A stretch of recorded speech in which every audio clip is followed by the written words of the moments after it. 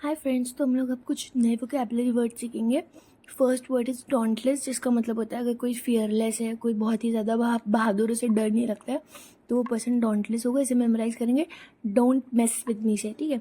और कोई बोला डोंट मेस विद मी यानी वो बहुत डॉन्टलेस है। फिर सेकेंड इज प्रैग्मेटिक, जिसका मतलब होता है कोई बहुत सेंसिबल है, प्रैक्टिकल है, लॉजिकल टाइप बातें करता है, रियलिस्टिक होता है, वो प्रैग्मेटिक होता है। इसको हम याद करेंगे मैथमेटिक्स से। अब मैथ्स में क्या होता है, हमें प्रैक्टिकल चीज़ें सॉल्व करनी होती है, हमारे बहुत ही ज़्यादा मतलब सेंस होना चाहिए मतलब चीज़ों को अच्छे से सॉल्व करने का, तो इसलिए हम ऐसे मेमोराइज कर लेंगे। तो अब हमारा थर्ड वर्ड है प्लैटिट्यूड, जिसका मतलब होता है कोई चीज़ क्लीशे है, बहुत ही मतलब साधारण सी बात होती है, उसको बोलते हैं प्लैटिट्यूड। कभी कभी बोलते नहीं है लोग कि everything happens for a reason, तो कभी हम लोग बोलते हैं कि हाँ हर कोई ये बोलता है, ज़्यादा ज्ञान देने की ज़रूरत नहीं, यानी क्या कोई क्लीशे बात बोल रहा है या क्रिंज बात, तो उसको बोलते हैं। प्लैटिट्यूड को हम कैसे करेंगे, प्लेन एटीट्यूड से।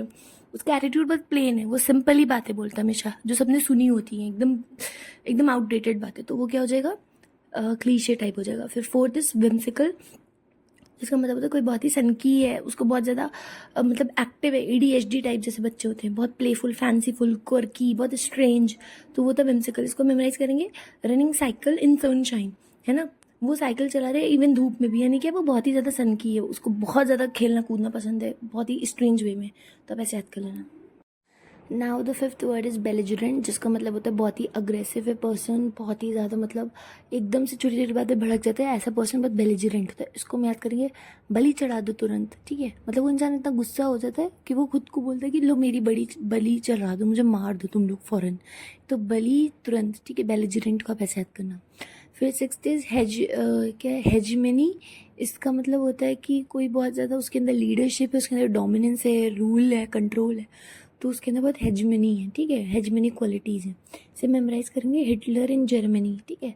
तो हिटलर जर्मनी में क्या करता था, बहुत ज़्यादा लीड करता था, डोमिनेटिंग था। फिर सेवन्थ वर्ड इज बैनल, जिसका मतलब होता है कोई चीज़ क्लीशे है, मैंने प्लेटिट्यूड भी पढ़ाया था, और ट्राइड, ठीक से मेमोराइज करेंगे बैनल को बैनेट से, इसको बैन कर दो, इसको बहुत यूज़ कर लो, इस मूवी को बहुत बार लगाया, अब बैन कर दो, ठीक है, तो ऐसे याद कर लेना।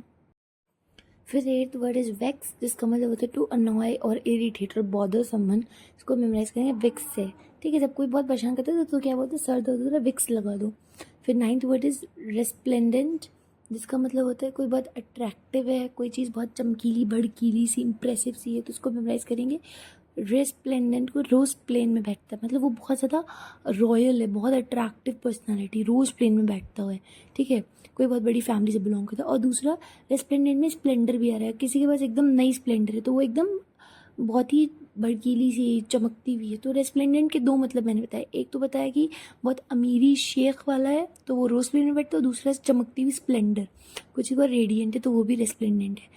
फिर टेंथ वर्ड इज एनर्वेट, जिसका मतलब होता है किसी को एग्जॉस्ट कर देना, किसी को कमज़ोर कर देना, इतना उससे हेल्प काम लिया कि वो एकदम एनर्वेट हो गया। इसको मेमोराइज करेंगे इनर वेयर इज वेट, मतलब उसका अंदर जो वेयर है वो पसीने से बिल्कुल गीला हो गया क्योंकि उसने बहुत मेहनत करी है, तो ऐसे आप याद कर सकते हो। अब हम लोग पिछली वीडियोस के कुछ वर्ड्स को रिवाइज कर लेंगे। तो पहला वर्ड है एब्स्ट्रूज, जिसका मैंने मतलब आपको बताया था कि कोई चीज़ बहुत कॉम्प्लेक्स है जिसको आप समझ नहीं पा रहे, उसको बोलते हैं एब्स्ट्रूज, और इसको मैंने मेमोराइज कराया था अब से ट्रूथ बोलूँगा। तो एक लड़का है वो हमेशा झूठ बोलता है और वो हर टाइम बोलता है मैं आपसे सच बोलूँगा, तो वो कुछ भी बोलेगा तो वो बात समझना बहुत मुश्किल होगा लोगों के लिए, क्योंकि उन्हें पता नहीं इसमें कितनी सच्चाई है, तो वो बहुत डिफिकल्ट टू अंडरस्टैंड है, बहुत कॉम्प्लेक्स है। इसके सेंटेंस बन सकते हैं लाइक मैथ्स फॉर्मूलाज और derivations, physics derivations are so abstruse that I get that I take days to understand it, तो आप ऐसे याद कर सकते हो। फिर नेक्स्ट वर्ड है सुपरफ्लूअस, जिसका मतलब होता है जब कोई चीज़ एक्सेसिव हो जाती है, इतनी ज़्यादा कि वो फिर उसकी ज़रूरत नहीं होती है, अननेसेसरी होती है, रिडंडेंट होती है, तो उसको बोलते हैं सुपरफ्लूअस। इसको मैंने मेमोराइज किया था सुपर फ्लो, मतलब पानी इतना बह रहा है जितना चाहिए भी नहीं उससे ज़्यादा बह रहा है, तो इसको हम इसका सेंटेंस आप यूज़ कर सकते हो like the passage was contained with superfluous information that it was hard to focus on key points, ठीक है, तो आप ऐसे मतलब सेंटेंस बना सकते हो। फिर इनेप्ट, जिसका मतलब होता है कि जब स्किल्स या कॉम्पिटेंस की कमी होती है तो उसको बोलते हैं इनेप्ट, या फिर बोलते नहीं क्लमजी होना, इनेप्ट होना, इनसफिशिएंट होना, यानी उस काम को आप अच्छे से कर नहीं पाओगे क्योंकि आप इनेप्ट हो या क्लमजी हो या इनसफिशिएंट है आपके अंदर स्किल्स कॉम्पिटेंस, तो इसको मेमोराइज करेंगे इन नेट। नेट मतलब होता है जाल, आपको जाल के अंदर रख दिया गया है। क्यों? क्योंकि आप बाहर निकलोगे तो आप सब कुछ गलत कर दोगे, ठीक है, कुछ ठीक से कर नहीं पाओगे, तो आप ऐसे याद कर सकते हो। और फिर फोर्थ वर्ड मैंने बताया था रिड्रेस।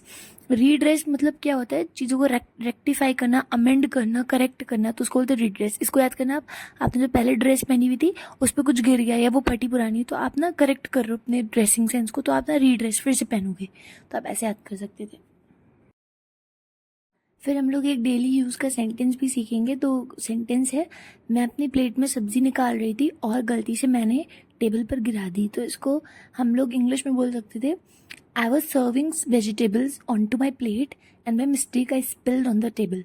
ठीक है, ऑन टू, यहाँ पे मेन वर्ड था ऑन टू, ठीक है, मैंने ऑन नहीं यूज़ करा, मैंने इन नहीं यूज़ करा, मैंने इन टू नहीं यूज़ करा, मैंने ऑन टू यूज़ करा। उसका रीज़न था, देखिए, सब्ज़ी को आप ना प्लेट के अंदर नहीं डाल रहे थे, आप प्लेट पर डाल रहे थे, ठीक है, प्लेट के ऊपर रख रहे थे, प्लेट के सरफेस पे।